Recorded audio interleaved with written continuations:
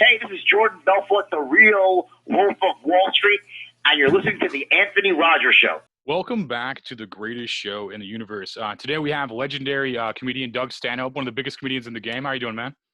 Fantastically. Awesome. I love your hair, man. Looks awesome. Thanks. Yeah, it's COVID, you know? Who gives a fuck? I felt immediately less cool when I got on here and you have a mohawk. I'm like, I thought I was doing all right, and then I just thought, I'm like, I don't know, you got it going on, bro. It's just the front part, right back to the bald spot. Yeah, we have the opposite haircuts. My bald spot's where your mohawk's at. And then I have hair everywhere but there. Like, together, we're a human being. Where are you at? I'm in St. Louis right now. Oh, fuck. The best city in the world. You're in Vegas? No, I'm in Arizona. Oh, I'm okay. at home in Bisbee. Oh, my bad. Okay, cool. I was close. Well, this is actually an intervention. This actually isn't a podcast. I was joking. I've been waiting for that. Yeah. Well, it's funny you say that because I'm doing Dr. Drew's podcast right after this. That's hilarious. So we're both going to give you shit. Yeah, your dad's with me and your mom's with him. We're really worried about you, and we... Down. Fuck. Sorry, I just got this stupid puppy we rescued. He's been wandering the neighborhood for days, and he's huge, and now he's... Sorry. I saw it on Instagram, actually. Yes, I think you got to go. I saw that on Instagram a couple of days ago, I think.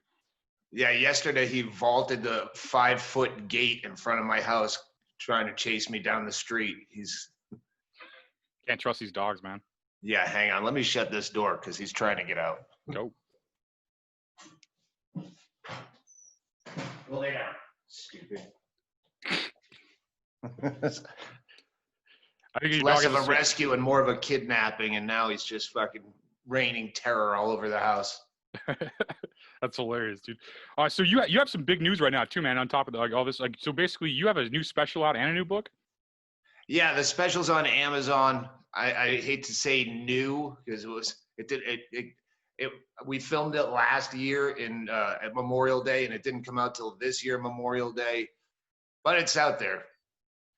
Yeah, I can tell it was not too new because the crowd didn't have masks on, and there was a crowd. So I had a feeling it wasn't within the last 6 months. I had a feeling.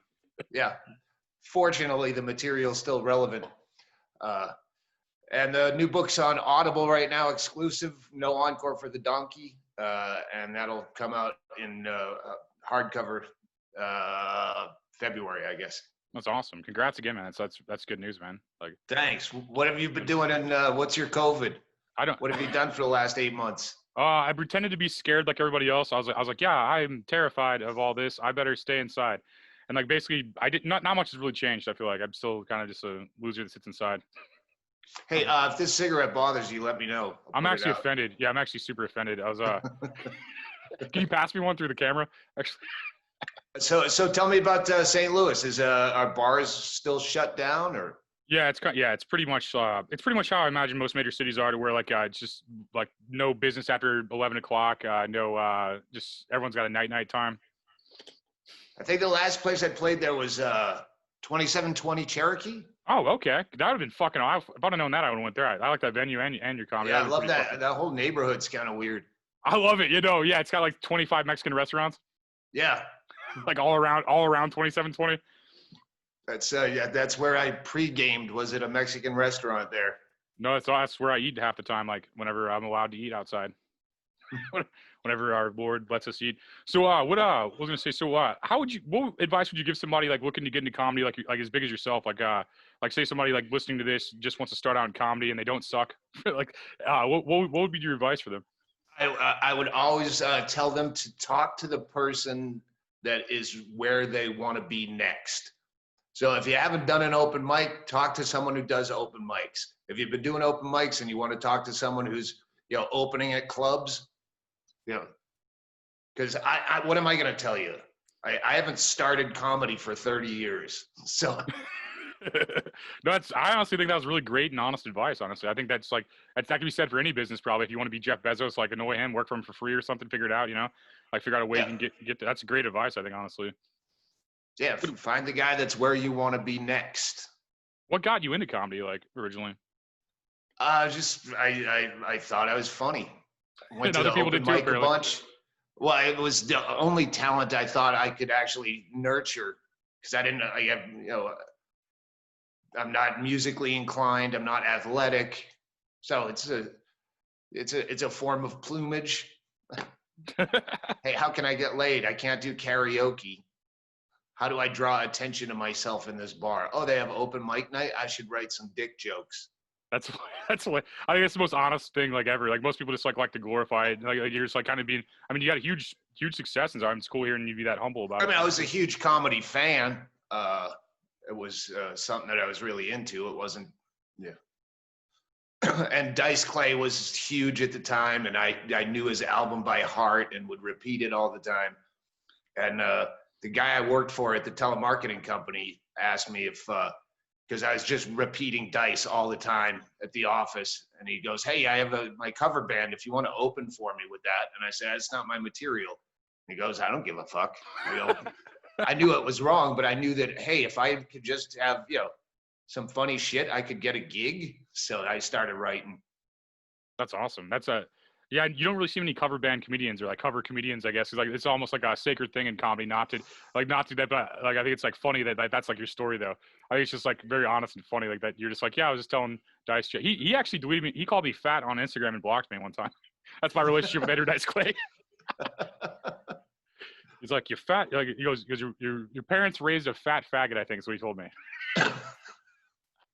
Did you screenshot it and print it up for the wall? I fucking should have. I put it on Imager immediately. I screenshot it and just laughed on social media about it because it's an honor to be made fun of by Dice Clay. I feel like. Yeah, I would have that framed for sure. Yeah, I thought that was hilarious.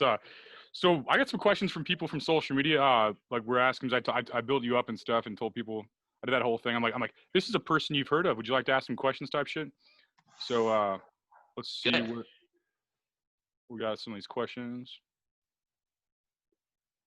But so this is a crazy time. So okay, let's go with this. Have you been to the town Stanhope in Stanhope, New Jersey? And also, I did not write these. No, they have that club there, the Stanhope House, home of the blues. And I always wanted to play there, and I sent him some emails years ago and never heard back. And then Rich Voss, I think, was playing there. And he said, "Oh, yeah, they really want to book you here." And I go, "Well, they never got back to me." And I reached out again and never heard back from him. But I heard it's a cool little room. I love rooms like that. That should be your next special, like Doug Stanhope live in Stanhope. Not against it. Never in a hurry to rush to New Jersey, especially now.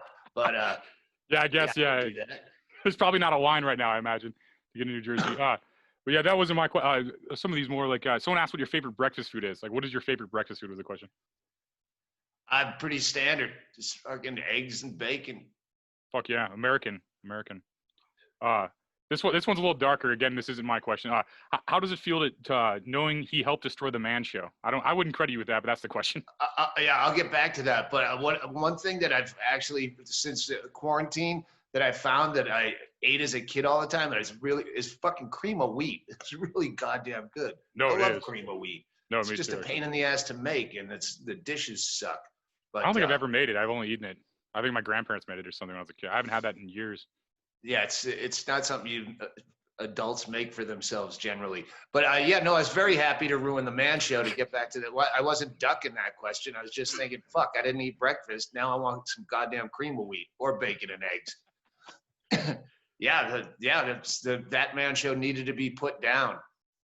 I remember when it was about to be canceled.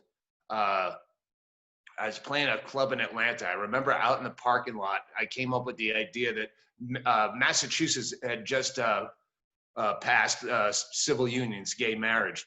And I thought that would be the greatest last episode of the Man Show was me and Joe Rogan actually going to Massachusetts, where we're both from, getting gay married, and then having it be the perfect relationship, not fighting over the remote control like all the staples. Dude, that's hilarious. Yeah, and I remember calling the lady at Comedy Central, begging her to, before you cancel it, we know you're going to cancel it, but let us do this one last episode. I did not hear back. That's hilarious. They had to draw straws at the production company, the suits, at one point to decide which person has to come to the writer's room and tell them we have to stop doing all these gay premises. I spent half that show subtly or overtly calling the audience a bunch of homos. Or ourselves. Both, yeah. No, that's how you can do it. You're like, no, I'm gay, so I can make fun of gay people. For this joke, I'm gay. Basically. But no, I've come out on my last 2 specials, I believe, or the 2 before that.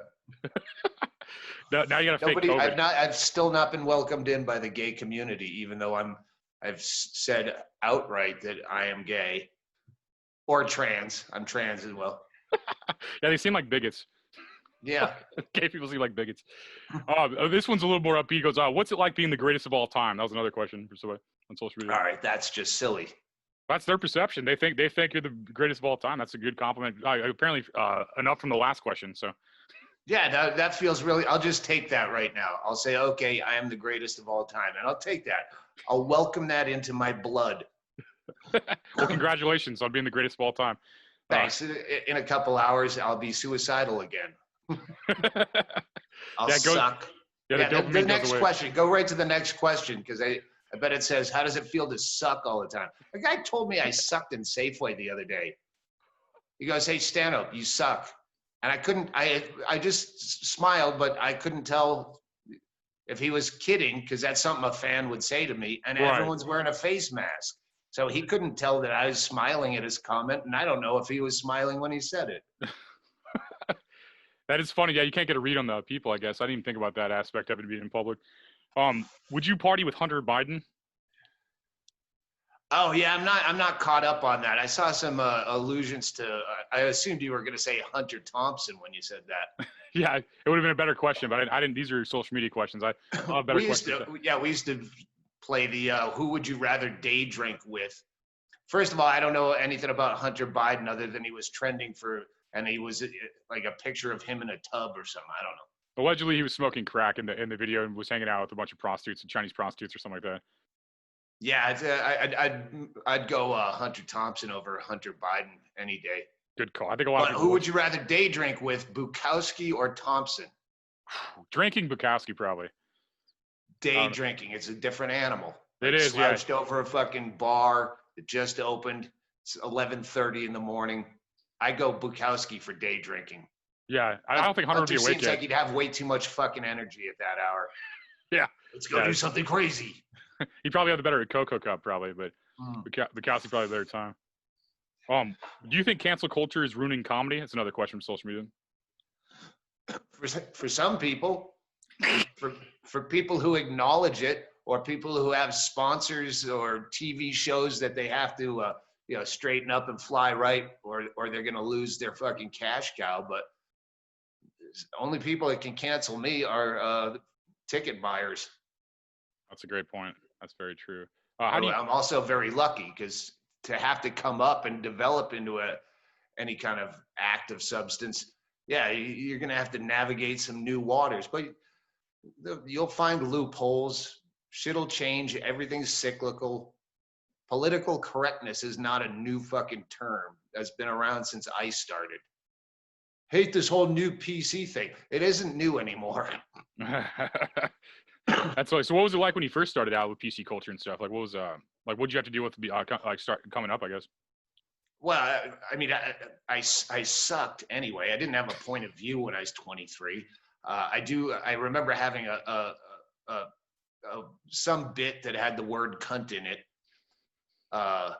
And I remember one of the older open micers telling me that I'd never make it if I used the C word. It was a terrible bit anyway. You're like, he's right, it sucked, but like he's still doing open mic nights. You can there's footage out there of me like 3 months into comedy with my fucking mullet and with talking with this weird accent. I have no idea where that was affected, but you had super good crowd control in those. I've actually seen those videos. Like, you had super good crowd control really fast. Like, you came out the gate. I think you could be your own critic and stuff. But I think like you had really strong stage presence out the get go. Like, I remember watching old footage years, and you just you were killing in like day one. I felt like anyway. I did well. It just wasn't good. Fair. That's funny. I mean, there's a lot of fucking really unfunny comedians that are hugely successful. But someone thinks they're funny. I just don't. But I remember back in those days, you were so excited. Like, I'm doing open mic night in a week. You're every breathing moment, you're writing stuff down and reworking stuff and imagining a heckler and how am I going to deal with it? Like, you're consumed with it. And it was a beautiful passion to have. It's long gone. The fun wore off, I guess. It'll be fun whenever we get back. Because yeah. I haven't done comedy in so long. It will be like starting over. I'll be a fucking open micer. I'll have to go through notebooks. I'll have to have yellow legal pads with this circled and an arrow to that, you know, with a segue written. And I bet that'd honestly be good. Like, I think it'd be a good recap for a lot of artists, like in general, like music, comedy, whatever. I think they just like having a good reset, and like months to kind of prep and kind of like you can literally release a special right now making fun of the pandemic could probably do well. But I mean, I think you're better than that. I think like it'll just be good. I think personally, like getting a refresh on it. The only notes I'm writing down are things that would be evergreen, that will still be relevant to me. You know, yeah, I'm not writing down pandemic jokes. Yeah, I felt like you're better than that. I just knew it was an avenue, but I felt like you're better than that. No, yeah, it's like the Beatles, like writing like 4-letter word songs that just stay relevant all the time. Like you know what I mean? Just like I guess that's a smart way to do entertainment. One of the other questions for social media says, this is a long. It goes, my business associate and I, aspiring comedian, wants to ask, what is it like to meet the Trailer Park Boys, and who was your favorite? Oh, you know, I didn't even know I met them. I guess I met them at a car wash party in Montreal that we threw. And I'd never seen the show. I tried to watch the show. It just didn't stick. But I heard they were there after the fact. So I don't have a favorite. The person asking knows more about the situation than you do. You're like, I was there. That's funny. No, I did a show with one of the guys from there too. That's interesting. Interesting kind of shit. But I don't really watch it either. I get what you're saying. Like, but I respect their success though. I respect that. They got a huge cult following. No, that's crazy. I don't get it completely, but I respect it. It seemed like a kind of a Canadian Reno 911 from what I remember, but actually, that's probably the perfect way to put it. Honestly, that does sound like that. Where do you see yourself going from here? I kind of a question I ask like more up and coming people, but not this first time I've asked an established comedian. That's like where do you see yourself going from here on? I ask myself that on a daily basis. What the fuck am I gonna do next? I don't have another book in me at the moment. Yeah, just stand up, I guess, and I'm not in a hurry. No, that's good. I think this is an honest answer. There's a lot of people just like try to pretend and bullshit. You seem like very authentic. I think, and I think that's important in comedy and art, especially just being yourself the best, really. Yeah, it's like we're going into 8 months now, and I don't have any reason to be funny at home. Like, it's a skill that you have to. Even before I did comedy, I was funny just to fit in or funny to communicate in an office environment. I say office, it was fraud telemarketing. It wasn't the office. There was no human resources there. But yeah, or picking up chicks or whatever, sitting around the house. Like, I have a podcast once a week, and I go, I don't have a funny thought in my head. So that's the weird thing, having a I had to take a break from the podcast for a second because there's nothing to talk about. Like, everything was just like the same thing every day. Just everyone's sitting. I'm like, I even get tired of asking people what they're doing. I'm like, what are you doing today? And they're like, sitting on my couch. I mean, there's nothing new ever for like 3 months. The first 3 months at least. Yeah, I have friends that actually go do shit. Well, we're going to take advantage of it, and we're going to go camping. They're finding other things to do, and they're being creative, and I hate them because they make me feel bad for sitting on the couch. Just the amount of sloth in any given week. I'll have people like stop by for whatever reason to pick something up and just walk in on me sitting on the couch watching just the shittiest television. And it almost feels like you're getting caught masturbating because they're coming over to like fix your fucking plumbing or something, and you're doing absolutely nothing. That is hilarious. Yeah, it is weird with like maintenance coming by this time. And you don't have an excuse. You can't get out of the house. You can't really do anything. It's like weird. That's how St. Louis is. Is your town like that too right now? Kind of locked down still? Yeah, I mean, I don't leave here. I got my bar. I have a bar in the house. Why would I go out? I'll go to Safeway, which I didn't do for the first 6 months. But yeah, now I'll go to the grocery store occasionally, and it's a big day out. Yeah, it is. It is weird. It definitely makes me think of all the things I was taking for granted by being an asshole and just staying at home the whole time on purpose. Yeah, I guess the bars are open, but some of them are closed on purpose, but they can be open. Oh, okay, so it's legal. You guys have. I didn't realize that. That's interesting. So are you from? They go back and forth on the mask mandate depending on the town. Yeah, and every 3 days is different. Like just new rules. Like the masks work today. The masks don't work tomorrow. Yeah, this is a fairly hippie town, so people are good about masks because, I mean, the fucking tension in people is palpable. And I thought if I see the video clips of some fucking guy going ballistic in a MAGA hat at a dollar store, I think I would react poorly if I ran into that situation. And I'm not a fighter, but I think I would forget that for just long enough for it to be too late. Yeah. It's always the loudest people are kind of the stupidest type thing. Like the dumbest people talk the loudest, I guess, in public. And they blame it on like the employee rather than like the people like that made it, I guess. I don't know. Like it's like somebody trying to feed their family's fault that like they're mad or something. There's everyone's full of fucking impotent rage and using silly shit like mask mandates to express it. Yeah, I felt like the end of the world would have been a lot cooler than it is. Well, this is the first crisis for the country that an armed violent response will not help. So they're looking for another angle so they can use violence as their, well, that's my default. Feel good. We could go fucking kill them. 9/11. Well, we should go over and kill these fucking towel heads. Or yeah, you have violence as some kind of mental recourse that can't do that with a virus. Yeah, and we already burned down all the buildings. So there's no more buildings left. Did you hit any good protests out there? There's a lot, man. It's been going on for a while. Like St. Louis is very reactive to the protests for sure. I think like something like when the George Floyd thing happened, I want to say like something like 50 buildings burned. They burned in St. Louis. Yeah. Wow. No, it's insane. I just don't understand how that's the solution though either. It kind of sounds like your Middle East solution. How you're talking about just killing everybody because Bin Laden did something. It's the same thing. It's like, well, this is really fucked up. Let's fuck up more things. Let's ruin the entire economy. Let's just burn things. It doesn't seem like a very valuable solution. There's always a lack of creative solutions in a lot of these problems.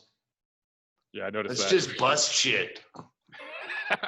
Yeah, it's like at least break cool shit. Like there's like breaking dumb shit. There's like warehouses and stuff that've been around forever. It's just like I just don't understand it. I think it just lacks leadership, I guess. Yeah. Otherwise, what are you going to do? Go to law school and find out how to become a legislator? That's what I'm trying right now. I'm trying that whole route. Try to get in Congress and stuff.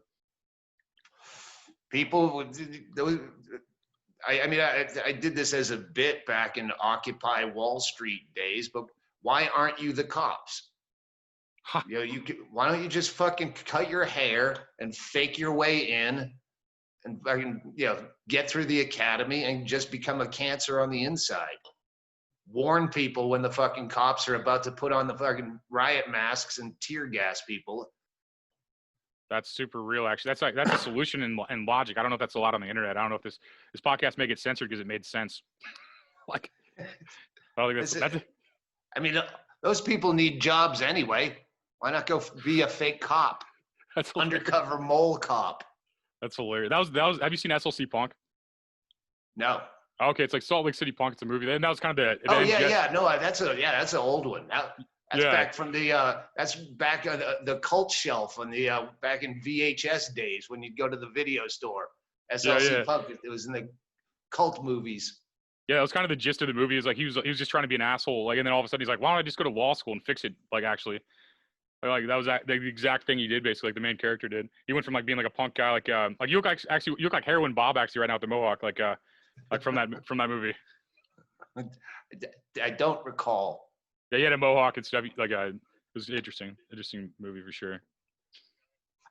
I don't know where I was going with that, but no, I think like the end of it definitely justified what you're saying. The kind of like that was the gist of it. It's like I'm tired of being angry all the time and doing nothing. I may as well like try to get inside the system and fuck it up from the inside, basically. Yeah, and you can vote, but you don't know if that candidate's actually going to do what he says he's going to do. Jury duty. It's the most important bit I ever did that wasn't funny enough. Take fucking jury duty. 1 out of 12 people, I think, would be, aware and alert enough to get on a jury. And if it's any kind of fucking drug issue, nonviolent crime, just say not guilty. Huh. I mean, that's real too. That's how you change it. It's way more workable than trusting that your vote's going to make a difference. Yeah, it's definitely who counts the votes, not who votes. Like basically, like I don't see most voting accurately anyway. I think it's all bullshit mostly. Jury is different. You get on a jury, now you actually have some power, and your fucking vote counts. For sure. No, I definitely think it's a valid solution. Like I was thinking about burning Quick Trips, but I don't know. I think you might have actually hit a real solution. I may try. I think St. Louis is out of Quick Trips now. Like so, I don't know if we have any more. That's where, you're burning down where I get cigarettes. Stop. Yeah, it's like perfect. Yeah, it's perfect. Like, I don't know. It's a weird solution for sure. It almost feels orchestrated almost. Like, I don't know that proof of these statements, but it just feels orchestrated because it doesn't make sense that this many people could be this stupid. I guess. I don't know. To me anyway. I'm such a cynic. I don't even try to find where the grift in the system is. Like, I just don't trust anything. Yeah, there's riots. It could be scripted. This could be orchestrated. Everything's a fucking conspiracy theory to me. I don't trust the news. I don't trust any network because they're all partisan. Yeah, that's true. They're just trying to sell ads, really. They don't even care about at what expense. I don't think this is more about like the ad revenue than I guess the news, because having a breaking story doesn't really make money unless everybody watches it and then sells ads, I guess. Yeah, it's a business. Yeah, just like and I think it's a lot of problems, probably. Like honestly, I mean, well, if they spent a week and just didn't mention Trump, that guy would fucking implode. Yeah, I think he loves it. I think he loves the negative energy, and then the way they shit talk him all the time. I think it makes him look cooler and anti-establishment to the people that like him already. So it doesn't even go against anything he does really. I feel like they're actually helping him by these debates, like cutting the mics and all these different things. They're making like a spectacle of the fact that he needs to be stopped more so than like anything else, you know? Yeah, and they don't give a shit because it's ratings for them. Yeah, you could just you could just write like Trump did something, like literally, and everybody would read it for some reason. Like it just makes people just drawn to it for some reason. It's weird. Yeah, I'm voting to go back to a time where I didn't have to know who the president was. Yeah, I mean, well, it's pretty much the only thing we're allowed to do is vote now in politics. Like, I mean, I feel like it's like the only thing left. We have fake sports, we have fake everything else. I'm just like, it's like insane. I had on my podcast, I've been telling fans to send cardboard cutouts of themselves like they have in baseball games. And I'm just filling up all the empty seats out here in the fun house and in the yard with cutouts of my fans. Dude, that's hilarious. It's making me very happy. No, so that's a great if you want to do that, 212 Van Dyke Street, Bisbee, Arizona, 85603. Or you can just do the easy thing and Google search Doug Stanhope's address. And it's the first thing that comes up. Send a cutout. And no, I'm not going to put up fucking Hitler or you in blackface. You're not a Hitler fan? Nah, early Hitler. Yeah, before he sold out. Yeah. That's funny. Well, I guess like before we talk for 9 more hours, throw out your social media or anything you want people to follow you on. You got a podcast, new book out on Audible. Yeah, I have Facebook, but I don't use it. That's just there for my manager to promote dates, which obviously we don't have any upcoming. And but Twitter @Doug Stanhope. That's the one I use. Awesome. Well, thanks for taking the time to be on the show. I appreciate it, brother. Yeah. What are you doing next? Like today? No, with you asked me what my future is. What's yours? Oh, well, I'm running for Congress. I have about 13 days to find out if I'm going to be a congressman or not. No shit. Yeah, when the November 3rd election happens, I basically find that out really fast. I either have a humiliating loss or a glorious win. we'll see which one. I don't know. Well, yeah. When you tweet this, I'll retweet your run. Legend, yeah. And if I win, I'll show you around the House of Representatives. That'd be fucking classic. Be a bunch of cardboard cutouts.